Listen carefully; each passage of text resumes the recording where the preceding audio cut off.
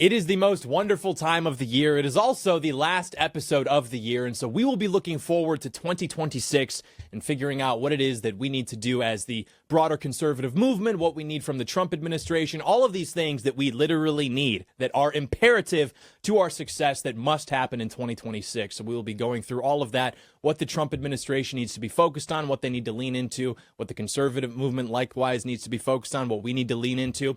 We'll also do a little AmFest recap. We just got back into town from Phoenix from the Turning Point USA AmericaFest event. Had a great time there. We'll go over the straw poll that they did pertaining to the upcoming elections, pertaining to the issues, all that and more on this very cheerful and joyous and full of mirth, merriment, and other forms of holiday cheer episode of The John Doyle Show. Do stay tuned.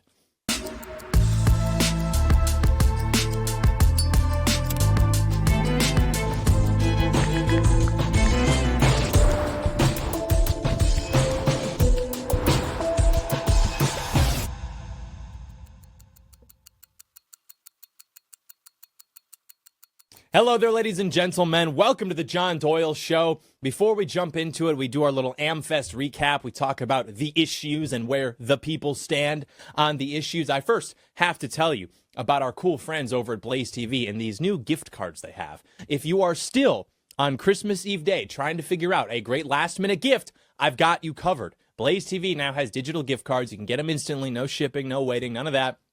No stressing about whether it's going to show up on time. It's one of these gifts that actually means something for the people in your life that you care about. You know, Blaze has always delivered unrelenting, pro-America, pro-patriot sentiment, journalism, the kind of stuff you're not going to get anywhere else. And now you can share that with someone you care about. So you grab one of these Blaze TV gift cards, give them to your friends, give them to your family. They get a full year of access to our exclusive shows, original series, bold investigations, things of that nature from the voices shaping the national conversation. And it's so simple. You just buy it. It arrives instantly. Boom. You're giving someone a gift that lasts all year long, not something they're just going to put off to the side, forget about, whatever. This is a full year of content, entertainment, insight, truth, all of the above. And so if you need a last-minute gift or you just want to give someone something that actually makes an impact, head over to giftblazetv.com. Use promo code Doyle20, get 20% off. Grab one today. Send it straight to someone you love. That is giftblazetv.com, promo code Doyle20. Yes, we must talk about Project 2026. So please, on this Christmas Eve, gather around the fire. Let me tell you a tale of what must happen next year so that we don't all die and get killed to death and die. Call it Project 2026, call it whatever you want. We can file this year away for the most part. I think it was a great year, but I wouldn't quite say that we're in comfortable recap territory yet. So I'm much more interested in what's around the corner than just recapping, what we've done this year, even though it has been a tremendous year, of course. So today we'll be talking about that. We'll be talking about what's next because, like any new year, there are going to be opportunities rapidly approaching for any patriot who wishes to lock in. And so, yeah, let's take a few steps back and just kind of bird's eye this whole thing so we can understand exactly what we would like to see, what we need to see from the next 12 months of the Trump administration.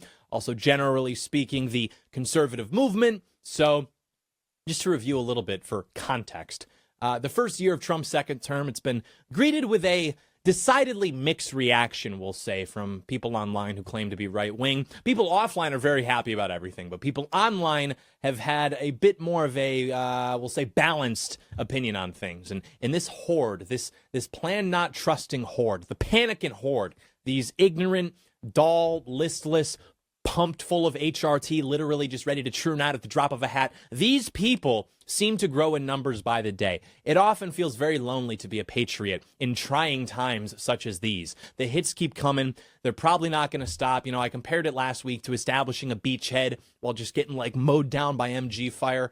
I stand by that. We're just kind of taking arrows left and right. And a lot of Trump's critics, they've got concerns that are real. We acknowledge that. We share those concerns. We talk about those concerns. But many of them are just not real at all. And actually, in my decade of being involved in this, I don't think that online right-wing people have ever been more hysterical, more dishonest, and more gullible than they are literally right now. So it's kind of tough to wade through, right?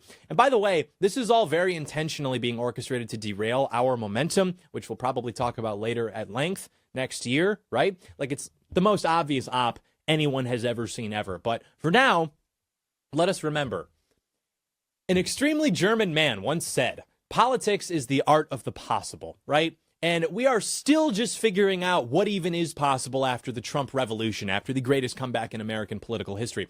We are still kind of getting our sea legs here. You know, things that were not previously even possible to believe are now quite possible, and we can dream big again. And so there are ups and there are downs. It is what it is. It hasn't been perfect by any means, but undeniably, it is ours, okay? It is ours in a way that would have been unimaginable just a few years ago, right? Like, it's literally a matter of fact that we have never been better represented in government than we are right now. So whatever your take on Trump Admin 2.0, I think we can all agree that Trump has given humble patriots a lot to celebrate over the last year. And we're not recapping here. Again, I've already done that. I've already done several videos explaining to you exactly what Trump has done for specifically you. You know, crushing DEI policies, shutting down illegal immigration, building a machine for deportations, firing tens of thousands of hostile activists in government, taking unprecedented steps to reduce legal immigration, even denaturalize foreigners who were illegally given citizenship. Like, I don't need to go through all of that again, though we could, and I would love to do that, frankly, because people are not getting it, because they just want to panic and troon out. Whatever setbacks we encounter, whatever dumb quote or headline, you know, you throw at me that's outdated and out of context from like 5 years ago, like, my MAGA hat is staying on, okay? I got what I voted for. I'm going to get a lot more out of what I voted for, but that's the tricky part, right? That's the trick. Getting a lot more out of it. That's what we have to talk about today. We don't want to spend too much time just, you know, taking victory laps over the retarded. That is in poor taste. It's not fair to them. They really shouldn't be involved in this in the first place. They would be far better off watching Netflix and doing sports betting. So the first thing is that we all know Trump, above all else, has a mandate to do big things, right? He's probably known this about himself for his entire life. He should know this politically now more than ever. Joe Biden broke the country. Kamala Harris was threatening to destroy the country. And while I'm certainly happy with the progress that's been made so far, I think everyone agrees that they want a little bit more, right? We're not even at the table yet. We don't have appetizers yet. We are still extremely hungry. We want more. And if you look at the data that we have, Trump's approval among young Americans was actually the highest when he was seen the most in this kind of like, we'll say, dictator light, right? When he was seen as a guy who just executes. He just takes action as he will. He lets his political opposition pound sand. Now, I think we have to be careful not to read into that too much. I'm sorry to tell you that you're not going to get your dictator with your niche political ideology anytime soon. It's just not what people are hungry for. And it's not that young people want that, right? Like, they don't want a president who's going to break the law. They want a president who is going to be the law. And there's an important difference there. It's the strong horse, right? Like, people want to side with strength. People want a chief executive who governs. We all know what we voted for. Like, you're not going to scare us by doing it a bit harder, by giving us more of what we want, flexing a little bit of muscle to get it done. That's not going to scare us, though in some cases, like, you know, you see with mass deportations, sometimes people get cold feet. The podcast bros, you know, they think it's like, just like not freaking cool, man. Like, okay, all right, sorry, tough guy. I didn't realize it was time to troon out in sports bet. I thought it was time, me, right? Classic me. I thought it was time to get tough. That's embarrassing. And everything I've been doing was anchored to this like sense I had that it was time to get tough, when in fact, I have since learned that it is not time to get tough. It's actually, in fact, time to troon out in sports bet. So pardon me, I'm just getting my sea legs here. So yeah, Trump needs to be a little bit more established, a little bit more aggressive with this kind of stuff. You know, when he has popular policies that he has a mandate for publicly, that is the time to lean in and take aggressive action. And whenever the administration wavers or backs down, bad people see that because they pay attention to this and they view it to be a sign of weakness, and they simply escalate their bad behavior. And then people who otherwise might be solid, they begin to doubt if they're on the right side when they see this kind of stuff, this balking, right? It doesn't exactly inspire confidence among the ranks. So it's important that whenever the administration picks fights, which it should, we have to win them too. And we have to win them in very public fashion. This is like governing 101. Like, it was very difficult to watch these ICE agents in hostile cities like New York, like Chicago. They're getting swarmed by these leftist protesters who are blocking their vehicles. They're throwing paint at them. They're physically attacking them. And this stuff, you know, sometimes happens right outside government buildings even. It's all on video. How can this happen? Why is this happening? Dare I ask what would happen were the shoe to be on the other foot? And look, I'm not like committed to necessarily making like huge moves on these places yet. Like, yeah, that would be great. I don't expect anytime soon a kind of kamikaze assault on, you know, the city or martial law or whatever. Maybe just like a little playful, peaceful military occupation like in DC. I don't think those things are completely necessary. or frankly would even work given just like how unjust the courts are, how cowardly some of these Republicans are these days, just like waiting for the left to completely crush us so they can go back to their comfortable jobs as controlled opposition in DC. My point is that if government agents are going to be somewhere doing something, which they were and have been, they need to be absolute. Anyone who interferes with them in literally any capacity needs to go to jail. If you can't guarantee that sort of like severe consequence for the people who do these things, people who are increasingly trained and organized and supported and agitated, then don't risk embarrassment. Don't risk that until you can deliver like that, until you can be absolute. Because it's just going to make things more difficult for you in the future. It's going to put your guys at risk. Like literally the worst thing that could happen is for leftists to feel emboldened rather than afraid when they see federal agents coming. And right now, that is how they feel. They feel emboldened. That is bad. There is absolutely no reason for leftist paramilitary units to feel emboldened in Donald Trump's America.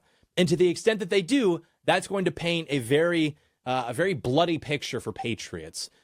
You don't have the legal avenue to conduct maybe no-knock raids, overnight raids, the stuff that they did to Roger Stone. You don't have that with these terrorist groups in every major city. Like, okay, I guess. Well, how about at least, I don't know, arresting them when they're literally out in public, impeding federal law enforcement, assaulting federal law enforcement, inciting violence against federal law enforcement?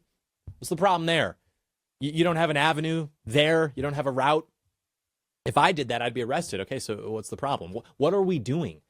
And I think the solution can actually be found in one of Trump's biggest successes, which actually has not been publicized much. And frankly, the lack of publicity for this is probably one of the biggest blunders that the administration has made. And we are, of course, talking about the Trump administration increasing presence of like federal law enforcement, even National Guard soldiers in certain cities solely to fight crime, like surging them with manpower, like in Memphis. Memphis used to have the country's highest murder rate. Okay, Trump deploys the National Guard along with a special task force of FBI, Homeland Security, U.S. Marshals, ICE. The goal literally being to just carry out as many arrests as possible. They're helping local law enforcement, state law enforcement serve outstanding arrest warrants. They've got people on hand to process things like immigration detainers. Okay, so now if they catch an illegal immigrant while they're conducting some unrelated raid, they can just skip the criminal system and begin deportation procedures immediately. It's a beautiful thing. And this surge in manpower allows for speed and efficiency that just was not possible before. So in total, Trump's Memphis task force has made over 4,000 arrests, including several hundred gang members, murder suspects. It took thousands of guns off criminals, generally just maintained an active presence in what was a high crime area to discourage violence, to discourage other bad behavior. And for the National Guardsmen, they don't even really have to do anything, to have a positive impact. It's the easiest thing in the world. You just kind of stand around because, if you're a gang member, if you're a regular criminal, a window breaker, you're not really going to try anything if you see two uniformed soldiers just down the block, right? You don't need this kind of freaking fascist takeover to stop this behavior. You literally just need a pair of chuds on every block, right? With a couple walkie-talkies. People don't actually dislike that stuff, like in freaking Hollywood. No, they actually like it. Kids think it's cool. Women and elderly residents feel safer and feel protected. Moreover, it is good. This has had a real impact on people's lives that you would just never know about if you didn't live in these areas. Again, because they're not publicizing it for whatever reason. Murder, down 40%. Sexual assault, down 43%. Robbery, 60% decrease. Motor vehicle theft, down 70%. More than 1,000 missing children have been found. Where are the podcast bros? Podcast bros who are apparently so concerned with dude, what they're doing to kids, curiously silent when we have actual, real, tangible results of rescuing children, right? So all things considered, the actions taken just in this small place, just in Memphis, in this short period of time, have probably saved hundreds of American lives. And I don't know how you would quantify the increase in the quality of life specifically, but it's been extremely good, right? You can actually have a decent life in this place now. Decent works. We can work with decent. You can go somewhere where previously it would have been impossible to go. It would not have been safe. Now you no longer have to worry about the things that would usually force you to change your behavior. You can actually exercise freedom now in these American cities because the poor behavior, which you would typically obviously run free from, and it would compel you to have to change your life. Now that's being cracked down on. Now that is absent or decreasing. And so you can live your life. This is a perfect example. Our Memphis Task Force Patriots. It's a perfect example of the kind of small victory which can actually mean huge things lifestyle changing things for regular people, provide a kind of template that we can use to solve more problems, improve more lives, justify further actions. Like, this is the kind of thing that Trump's critics ignore when they claim that, he doesn't do anything except for freaking Israel. Like, they're just lying to you. Literally, they are lying. We are improving the lives of Americans in what used to be like the most dangerous city in the country. I haven't heard a peep from these people. Not one. There was a battle in Memphis, and the Trump administration won it. It would be really nice and really good if these efforts were highlighted a bit more aggressively, right? Like, we need camera crews. We need people recording before and after footage of these places, interviewing the people who live there, showing the Trump administration in action. This is Kino. This is cinema. These are real stories of real people. This should be something that you can watch. You need to make content out of it. And the military and law enforcement already have camera crews and sound guys and editors to do specifically this. So do it, right? Make all of these pieces work together harmoniously so that people can actually see their country being rebuilt from the ground up, from, we'll say maybe it's more undesirable locations, right? I really think that crime should be like a major focus of 2026, maybe even the biggest focus beyond, the economy and immigration. Obviously, those are extremely important. But one of the most under-examined issues affecting real estate prices, the job market, a bunch of other downstream stuff is that you have like large swaths of American cities which are basically uninhabitable due to a crime problem which is entirely optional. We don't have to live like this. We didn't live like this. Okay, so let's simply not live like this. Trump has to double down, triple down on these successful tough on crime policies, which, by the way, is an issue which the public has consistently shown to trust Trump the most on. It's about leaning in where people like you, be super aggressive, rack up a bunch of points, XP farm, use that favor and that trust for stuff that you have to do, but that the public maybe isn't going to like so much. But because you'll have built up a bit of, what do they say, political capital, right? You'll have some more flexibility to do the stuff that's less popular. Again, this is just governing 101. Don't just hire 10,000 ICE agents, that the big, beautiful bill sets out for. Hire 10,000 federal prosecutors, 10,000 federal prison guards, 10,000 new U.S. Marshals, right?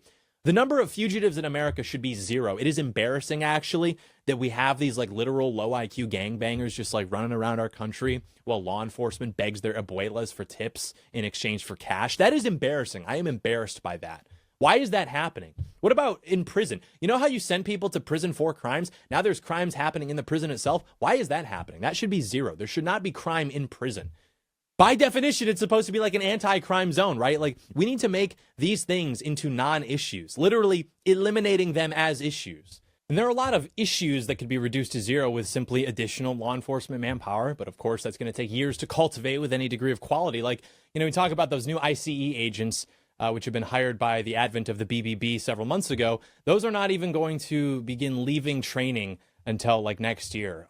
So again, people are talking about immigration not being where we want it to be. This stuff takes time. We have all of those ICE agents who are going to be spilling out after they complete their training. So the point is, this stuff needs to happen now. That's why we're talking about 2026. We need to start on this literally now. Like, we have to start putting pieces into play so that, God willing, we're good to go when we win in 2028. This stuff takes a tremendous amount of time. We are playing the most complicated game of chess that has ever been played right now, and we have to be extremely smart and make very good use of our time. But if you have these guys available to solve real problems in real people's lives, I promise you the public is going to reward you for it. There are fewer than 250 National Guardsmen deployed in Memphis right now. The total number of federal agents we're talking about in Memphis is like probably only a few hundred. It doesn't take much. Does not take much to produce dramatic results. The challenge is just the manpower. And hey, funny timing, actually. While we need more manpower on this end, you'll never guess what. We also have a huge youth unemployment crisis that's going to take many years to resolve. Allow us to simply kill both birds with one stone here. The Trump administration needs to start hiring more people. The Trump administration needs to start hiring a lot more people. I don't want to hear Trump administration officials bragging anymore about firing 250,000 federal workers. What older people hear when, people say that is like, wow, it's great that all these liberal bureaucrats have been shit canned. Finally, about time. Like, when young people hear that is, okay, hey, brother, I have applied to 400 jobs related to my college degree. I have debt. I'm willing to pay it back, but I just want a job. I haven't heard back from anybody. I wish I had a good job because I actually need money and I would like to have a house and I would actually like to have a normal life. I am being dragged through humiliation rituals by 29-year-old HR recruiters. I am going to kill myself. This is not an unreasonable ask. It's like the bare minimum that a country owes young people if it wants them to stay invested into the system, into the country. When the government is evil, I want it to fire bureaucrats, right? When the government has my guys in it, I want them to hire as many people as possible. I want as many of my guys involved as possible. Why did the left do that? Because it works. Hire first, ask questions later. That should be the new governing mantra of the Trump administration. Liberals are not going to sign up to be a part of what they think is like a freaking fascist takeover. You should operate under the assumption that if you begin recruiting for the government now, you're going to get people who are much more ideologically aligned than in previous years. Your guys. That is very good. It's the same reason I've been encouraging guys to sign up for ICE. If you are, in the year of our Lord, 2026, aligning yourself with ICE, aligning yourself with Trump Admin 2.0, that is a very good loyalty signal to future administrations who, God willing, are going to be carrying on this torch. It's a good way of signaling to them, hey, I got involved with Trump 2.0 of all things in 2025, 2026. That's a nice, neutral way of signaling, yeah, I get it. It fits on a resume, right? It says everything, paints the whole picture. And there are a lot of ways to do this. You know, Trump recently announced the creation of the U.S. Tech Force. It's like a hiring program for 1,000 high-skilled engineers to work directly in government on, next-generation projects for a period of 2 years. Awesome. Several major corporations have already promised to hire these workers after their terms are completed. Okay, it's a win-win, the best kind of scenario. So the government needs smart people who would normally make their money going into the private sector, and businesses need experienced workers. Perfect. Here's the thing, though. At the end of the day, 1,000 people, not very many people, right? There are literally millions of Americans who need good jobs right now, like the kind of jobs offered by Tech Force. So it would actually be great to see similar efforts in other areas of government, which those millions of young Americans who are extremely talented could direct their efforts towards. Like, take the talent that's been unfairly ignored due to decades of DEI, just bring it right inside. Apologize. Throw a bunch of money at them, throw a bunch of opportunity at them for the first time in their lives. I promise you that these young people will have a lot to add. Your ROI will be insane. And having worked in government, you will not be used to that given the, we'll say, stock of employee that you've had for quite some time. And I know that might sound crazy. We're here talking about freaking expanding the government. Look, dude, it's going to take some time for the market to be corrected from literally decades of anti-white discrimination, anti-patriot discrimination. Our guys need jobs right now. So yeah, let the government create the job that the market wouldn't, because the market's literally anti-white. Who cares? This is how you establish political loyalty. This is how you build networks. Let's hire our friends and find a way to make them useful. Again, this is not like hiring liberals where they do nothing and just collect a check. Our guys are the best stock in the world. They keep the trains running on time. They are young. They are motivated. They are energized. You just need to give them opportunities and money, both. Literally, I don't think it's possible for the government to hire enough young people right now. Young people are facing a truly terrible job market. You have problems that have been decades in the making now coming to a head, and the best we have to offer is just deal with it. Go be a plumber. No. Even in the best case scenario, the problem's going to take years to correct. And there are paths to do this. Emergency measures like, reactivating the Civilian Conservation Corps. It's a great era depression program that hired millions of unemployed young people to plant trees, build infrastructure. That would help us avoid getting closer to another depression. Literally, the reason that the U.S. has devastating wildfires every year is that most states don't even bother to do adequate forest management, and wilderness firefighter crews have a big problem with manpower. I am sure thousands of people would sign up to do this kind of work if the pay was good and presented them a path to future actual jobs beyond just slave, wage slave, retail, Uber, DoorDash, all of that stuff, right? And for a lot of young people, that's all that's available to them in a lot of places throughout the country. Again, through no fault of their own. They're playing the cards that they're dealt, so let's give them better cards. You kind of pair this manual labor, which is in need, but obviously people aren't going to want to do that for their entire lives. Fair enough. Okay, so pair it with training for more skilled or technical government jobs, college credit. Just put people back on the path, right? Give them a path for their careers, for their futures, which has been disrupted and cluttered by decades of discrimination, literally, deliberately against patriots. Give these guys loans to buy houses. Why not? You do it with literally everybody else. I promise you that they're more likely to pay it back.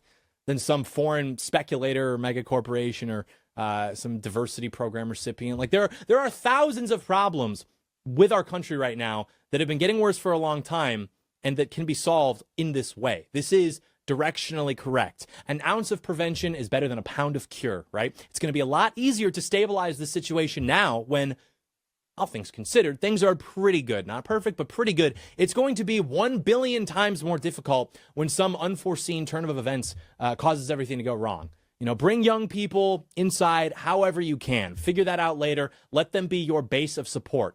I say again, bring young people inside literally however you can. Every single young person the Trump administration gives a job probably offers the PR equivalent of millions of dollars in campaign contributions. These people are not sitting on their hands. They are begging to just sprint out of the gate, right?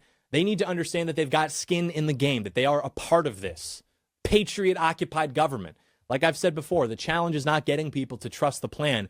It is teaching Americans that they are the plan. They are going to solve their own problems. They are not a passenger to their destiny. They can actually achieve these things. And here's a great example of this done right. Trump recently signed an executive order targeting 2028 to put American astronauts back on the moon. This is going to be a big event for our country. It's an exciting time to be alive because one of the most depressing trends that you see from the retard podcast or sports betting sphere is moon landing denial. Like everything they do, they're just vomiting out internalized leftism and pretending it's profound, pretending it's honest and true. We've talked about this extensively on Twitter. I'm going to do a video on it at some point.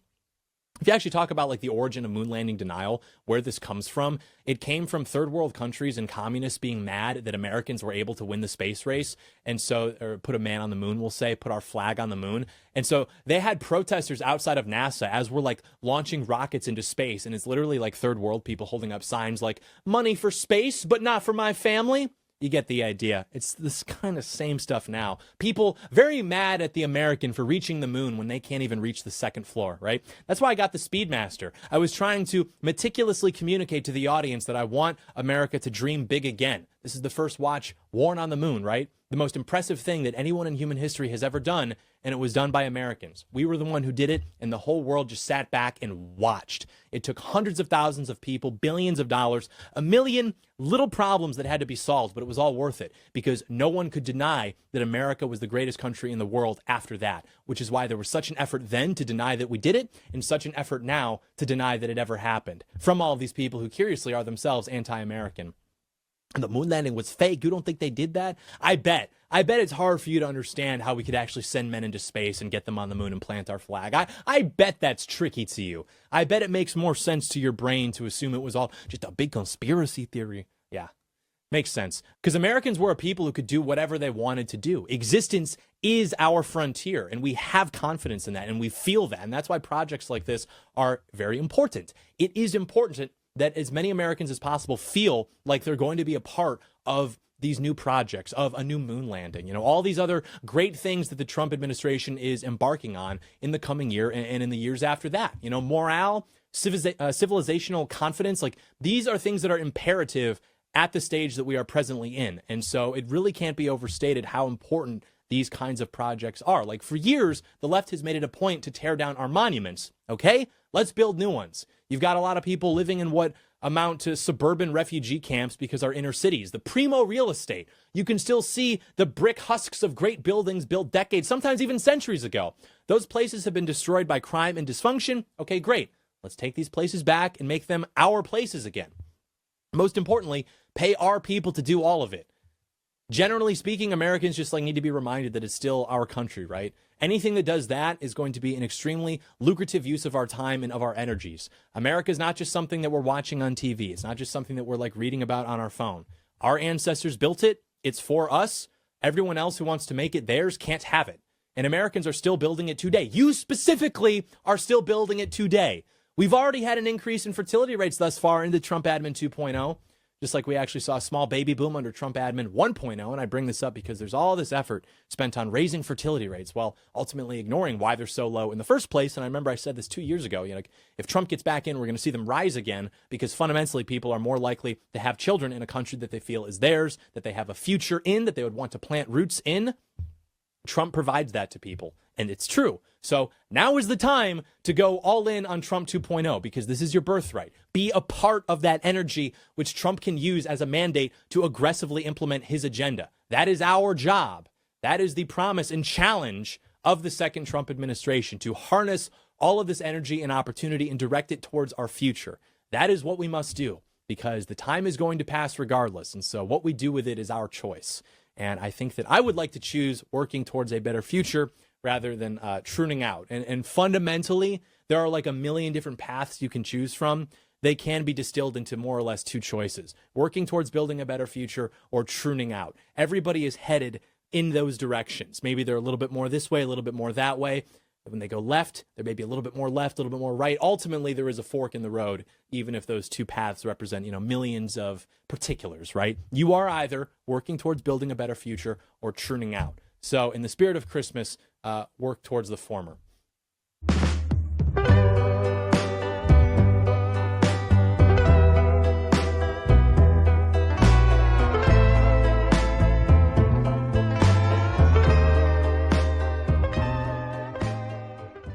We just got back into town from AmFest, of course, the big Turning Point USA event. It's always a very nice way to close out the year. It's actually, first of all, it's incredible, and it's a testament to Charlie's efforts and to the organization's efforts that they can even get people to show up literally like 4 days before Christmas in Phoenix, Arizona, which, Arizona is like a little bit of a conservative, hotbed, so to speak. You've got some players who live in Arizona. Obviously, we have a lot of Arizonian patriots that we like out there, but it is a testament to the impact of the organization that they can even get people to fly out to Arizona so close before the holiday as the sort of big conservative event of the year, something that maybe CPAC used to be, would still like to be, but now it's always these Turning Point USA events. And so producer Blake and I were out there. We had a good time. We did a session on Saturday morning at 10 a.m., which you may have seen. We posted the video of it, where we packed a room full of young immigration patriots, and we gave our little talk about that. It was a good time, and I didn't know what to expect from that. I'd never done like an event like that at AmFest. I had done speeches for Turning Point, of course, throughout the years, and so they told me that they wanted me to do one of these breakouts, they call it. And so I said, okay, well, what do you want me to talk about? They said dealer's choice. I was like, I would like to talk about immigration, because we won't name any names, but there have been other times throughout my career where I have discussed immigration in a way that's maybe got me into a little bit of trouble. And so as a sort of vendetta and sense of personal overcoming, I wanted to focus on that issue. And so they said, fine. So we do it. And we were supposed to be there at like 10 a.m. or something, or maybe 9:55, because it starts at 10. So we show up at like 9:53. The room is like, we got like 400 people in there. And that's certainly maybe the largest crowd I've had for an event that was like just a me thing. Obviously, Sarah Gonzalez was there, a good friend of mine as well. But typically, if I speak to bigger crowds, it's like, some other event that's going on, and then I happen to be there for part of it. But that was really cool. We had a lot of good patriots, met a lot of Doy boys, so if you said hi, thank you, you're a patriot. So that was a good time. And then, we did some other interviews and stuff like that, did some collabs. But overall, it was a very good event. I thought that Turning Point did a fantastic job, all things considered. The vice president, of course, was there, gave maybe the highlight speech of the weekend. Everyone else I noticed was giving just speeches about other people who weren't presently on stage. And so it was great to see the vice president kind of tie everything together and actually give a speech that can focus on issues, which is, of course, what Charlie would have wanted. So speaking of those issues, they did a straw poll. They used to do these at CPAC every year, and now I guess they do them at AmericaFest, where they basically poll everybody who is attending, polling the students on where they see, future elections, who they want, how they view the issues. And so we're going to bring in producer Blake, because he was also there at AmericaFest with me, and we're going to talk about the issues with producer Blake. Producer Blake, how you doing, big guy? I'm doing all right. Yeah, it was a tremendous event. I've been to a couple of these in the past, and this was by far the biggest. There's no doubt about that. They're estimating around 30,000 people in past AmFest. They've estimated around 10,000 people. It did really feel like there were 3 times as many people there, which is a testament to the success of the organization. And hopefully this continues on well into the future, because it is by far the most effective youth conservative organization in the country. But yeah, this straw poll was really fantastic, and I think it says a lot about the discourse in the online right now regarding the 2028 primary election and what we're going to see, what types of candidates are going to pop up. Obviously, JD Vance is the front runner. We've been saying this for a while. Most people have been saying this for a while. He's by far the most conservative. I want to say eloquent, whatever you would say, in just expressing our ideals, sort of MAGA, but with the intellect and the capacity to really deliver that message in a way that is both extremely sophisticated while also resonating with normal people. But anyways, this straw poll was really amazing. You've got Vance, AmFest 2028 GOP primary straw poll. You got Vance at 84%, followed by Rubio at 5%, DeSantis at 3%, and other people. I think Nikki Haley was in there. But I wrote a tweet in response to this, and I said, no Thomas Massey, no Kanye West, no white Chad Gavin Newsom. The internet is not real life. The loudmouth grifter class of self-destructive never-Trumper freaks are inconsequential. The youth are MAGA, the youth are America first, and the youth will save this country. And the reason I say this is because we've had a lot of rhetoric on the so-called dissident right that has been just overtly anti-JD Vance for a very long time. He's obviously the heir apparent of America First, of Donald Trump's movement that he put together. He was Charlie Kirk's choice. He's Donald Trump's choice. He's the obvious guy. And look, a lot can happen in the 3 years until this next election. But right now, I think most of the Vance counter signaling is just extremely counterproductive to the mission at this moment. Yeah, and it's literally an op too, by the way, which we'll talk about a little bit later. Maybe sometime next year we can really like spell this out for people, since apparently they're too stupid to understand what's going on. And most people are like legitimately retarded, and so they can only see things in terms of one variable at a time. And so if they're interacting with a piece of content that is saying something that they believe to be true, they can only assess it in terms of that variable. Like, is this piece of content true or is it false? They cannot take a step back and see, well, why am I seeing this piece of content? Why is this being put in front of me? Like the stuff about, JD Vance, like these ops that they're running against him, trying to appeal to the far right in language that we're familiar with and trying to use that to then criticize JD Vance. And people will see that and be like, well, is that criticism true or is it not? And it's like, dude, like, maybe you can say, I agree with that, but ultimately, why is this happening? Why is this sentiment all of a sudden being promoted everywhere on social media when I was banned for 3 years just on Twitter? And you see this in the mainstream media, like all of this stuff. And then, of course, you see the real barometer, or maybe bellwether, is like all of the neocons, right? They're all coming out and saying, look at JD Vance. He's got this problem with the far right. We need to excuse him from the party and go back to a respectable conservative. So it's like literally the most obvious op I've ever seen, trying to blow all this stuff up, not because they actually feel threatened by it, but because they need a sort of boogeyman figure to attach to JD Vance, somebody who's actually good and effective and literally the best representation that you've ever had in government, so that we can stop this momentum finally, if not through, another 4 years of Trump. Obviously, they didn't want that. And so now it's just a matter of stopping us from consolidating further power, another 4 years with Vance, who, again, I love Trump. Obviously, I have complete loyalty to Trump.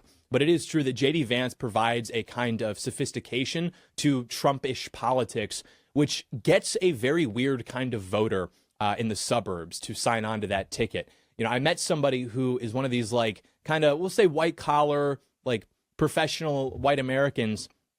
And this guy, I remember, told me, and this was before the election, so over a year ago, that he wasn't pro-Trump, but because Trump brought on Vance, he was like willing to throw his weight behind the ticket. And he said that he didn't like some of the rhetoric with Trump. Now, I, of course, have spoken at length about how, not liking Trump's rhetoric, not liking Trump's baggage, all of these things in the American consciousness are creations of the mainstream media trying to get people to dislike Trump, and that you could do that with anybody you wanted to if you, threw that kind of like media syndication just behind smearing them. Nonetheless, that is a person who still exists out there. You have these like college-educated white suburban voters who look at someone like Vance as a kind of polish to a Trump ticket, which, traditionally we've always like done well in the suburbs. We've lost them since in the past, a few election cycles or so, as the Republican Party has just failed in general prior to Trump. There is something to be said about being able to articulate those positions in a way that is, we'll say maybe Ivy League educated, that does present a greater level of sophistication that some of these like educated voters just like need. And, we can wish they didn't need that, but it is what it is. But that's interesting to me because on paper, again, I love Trump. Trump is our guy. But JD Vance on paper, if you just like sat, Trump and Vance down next to each other and polled them on like, 100 issues, JD Vance would be like measurably further right than Donald Trump. It's just like a matter of fact. But for some reason, Vance can get away with it because he is more polished, because he's just like, I'm JD Vance. I look like I like Mountain Dew. And he obviously does.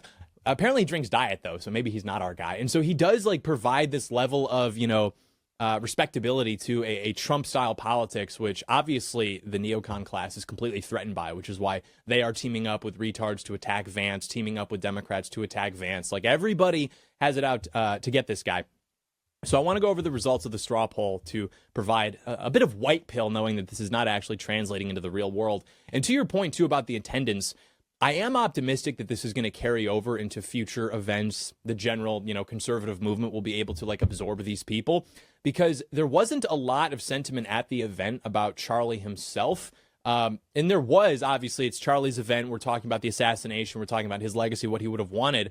But what I mean is that it seems to have assimilated these people in a very healthy way, where it's not like they're just there because they're angry about what happened to Charlie. Like, that emotion has kind of dissipated, for better or worse. People are now much more in okay, I'm a part of this. Like, what do I do now?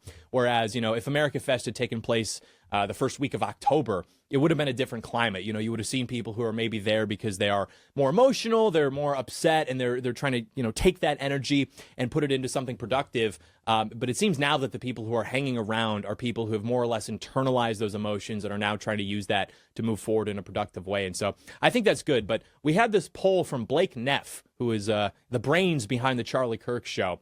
This is a guy who used to write for Tucker Carlson. He got fired because he allegedly said some naughty words on the internet. Charlie Kirk, Patriot, absorbed this guy onto his writing staff because he recognized talent when he saw it. It's another thing. Everybody now, just understanding that Charlie was like our guy. He was good on the issues. This guy got fired from Fox News in, I think, 2020 for writing for Tucker Carlson's show. Charlie Kirk immediately brings him on. This is 2020. People are still, before the assassination, they were shadowboxing, pretending that Charlie Kirk was some neocon, that he wasn't our guy. Just literally lying about this guy's stated positions so that they could pretend that they're actually the real truth teller or whatever. Meanwhile, behind the scenes, what is this guy doing? He's providing employment to people who are fired for saying naughty words by the neocon class, by Fox News. So anyway, Blake Neff, Arch-Patriot.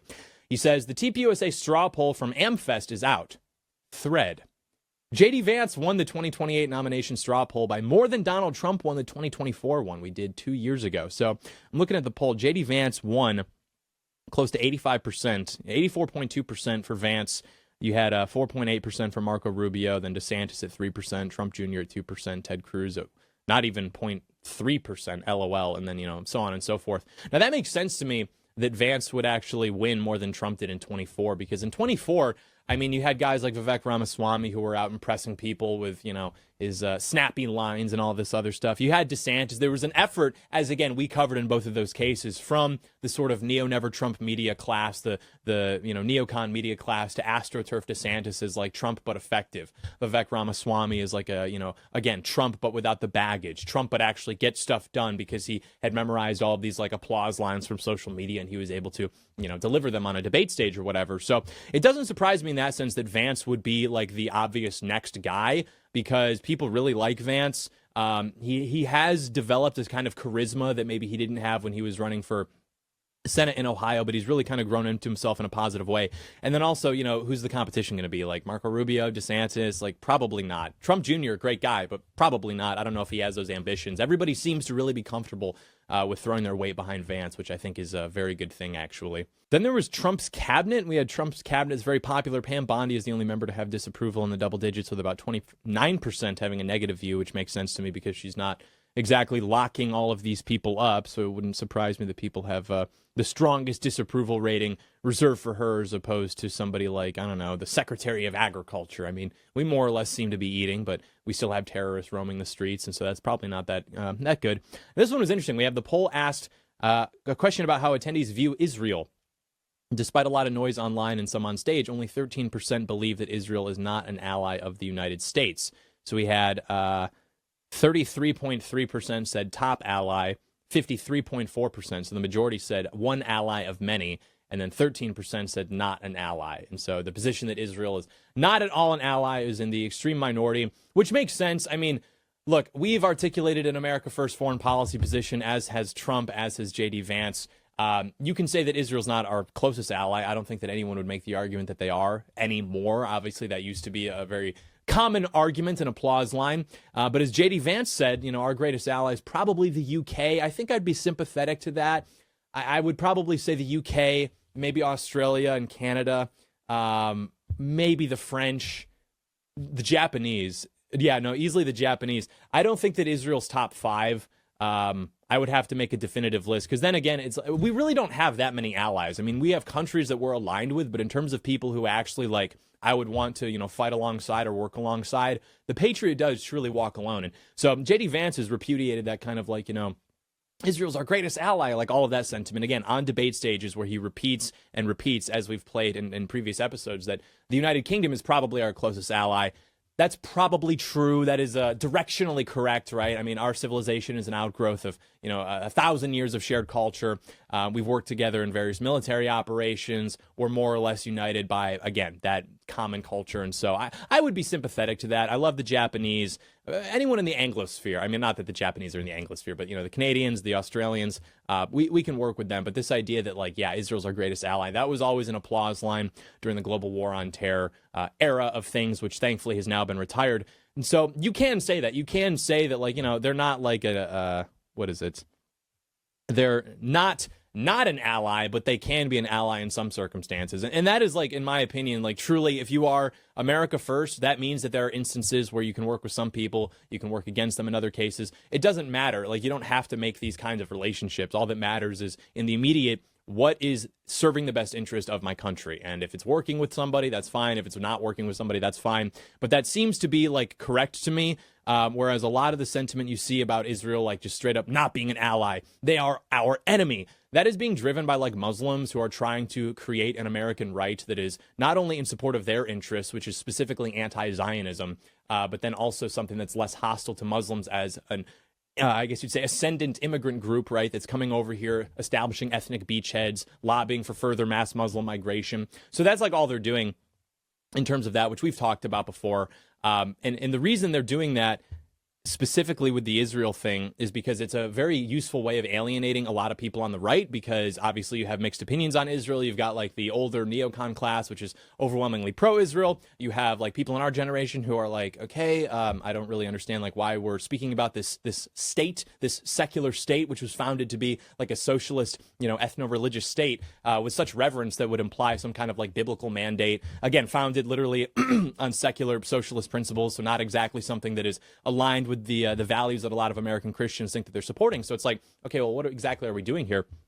But typically the issue, and we discussed this, I think, in episode 3, where we talked about the Israel issue specifically, how it's kind of waning and dissipating and fading away into the distance as a litmus test to evaluate who's truly right-wing and who's not. How the invocation of Israel as a state was only done ever on the right, because it's very difficult to criticize the state of Israel from the right. I need you to listen to the words I'm saying and not spurg out. Typically, when people are criticizing Israel, they are talking about war crimes, which are an invention of the post-war order. Nobody ever believed in the concept of a war crime before everybody became libtarded. Or they talk about genocide and colonization and apartheid, Israeli white supremacy. All of these are arguments against the secular state of Israel coming from the left. If you wanted to criticize Israel from the right, you would probably have to say, okay, Israel is costing us a tremendous amount of political capital, our relationship with them, and it doesn't really seem to bring much for us. It causes us far more problems than it gives to us in benefits. And so that's probably an issue, right? We should probably avoid becoming so tethered to that insofar as it causes us those problems. Less do I see that argument being made. In popular discourse, I typically see stuff about freaking genocide and colonization, which is okay, Crimea River, libtard. And so typically what would happen is you would have right-wing people talking about American Jews, where, American Jewish people who are aligned with, neoconservative politics or radical left-wing politics, they would have their certain opinions about things, but curiously, they would fail to apply those principles to Israel. And so America was to have, outsourcing labor. America was to have open borders, and that was all fine. But then specifically with the state of Israel, that was a state that was not only allowed to maintain its kind of ethno-religious character, but that was to be celebrated for doing so in the face of this opposition that they were facing, from their neighbors, we'll say.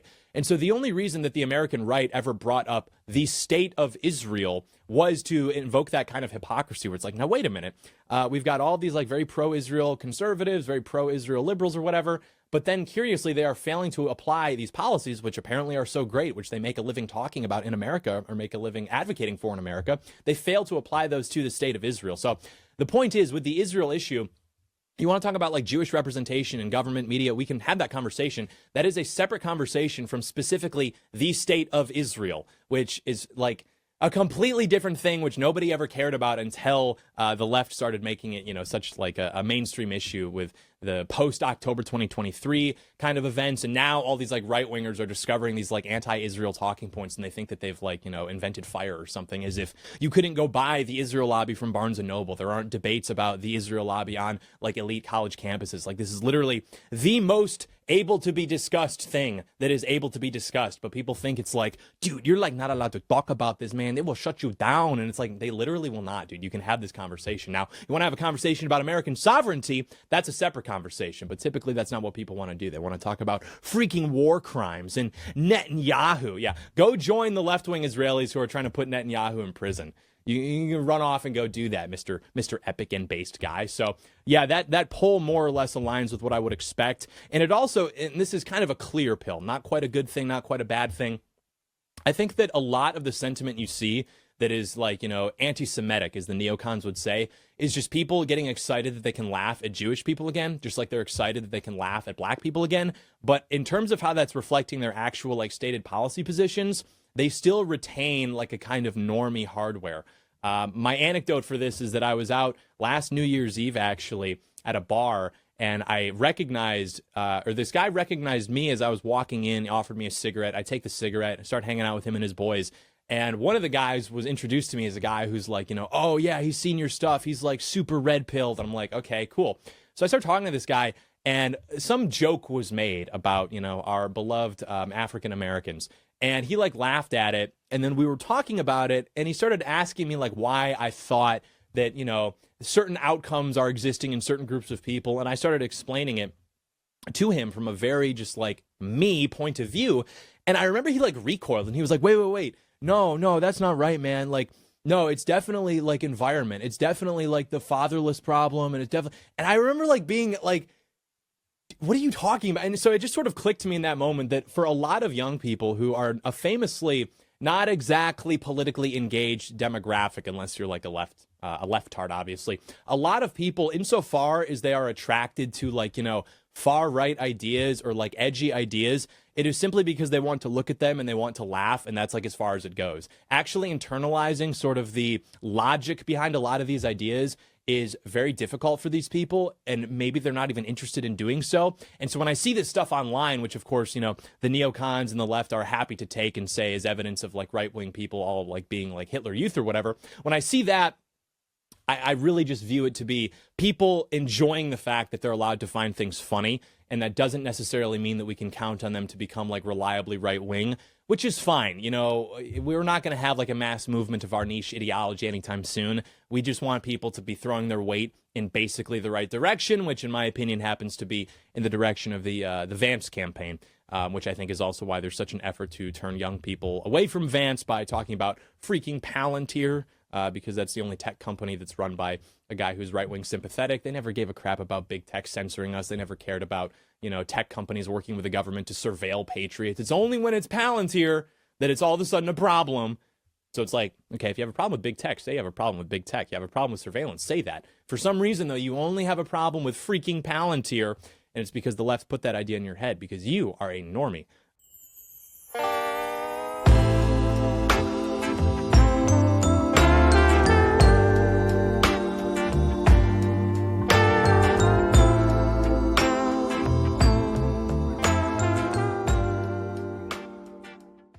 All right, ladies and gentlemen, we'll get you out of here. But before we do that, I want to remind you, firstly, that you have to go to Apple, Spotify, wherever it is that you get your podcasts, and leave us a review. Let us know your thoughts. Ask us your questions. Do what you will, but in service of good rather than like the Luciferian stuff, because, of course, it is the birth of our Lord and Savior, and we are very excited about that this time of year. And also, I would remind you, as I have on Twitter and on Instagram, it is very important that we all pray for the Kirk family. The holidays are already very difficult for people, just in general. And you can kind of imagine going through that without your husband, without the father of your children. So you're trying to create like Christmas time traditions and, give your kids a good Christmas time experience. And there's that absence that is kind of like an asterisk over the entire experience. And you're bearing all of that as a mother and a widow. And so that's got to be extremely difficult, not even to mention all the other stuff that people have decided to put this woman through simply for their own entertainment. So we want to make sure that we're praying for the Kirk family and their success and their ability to come together and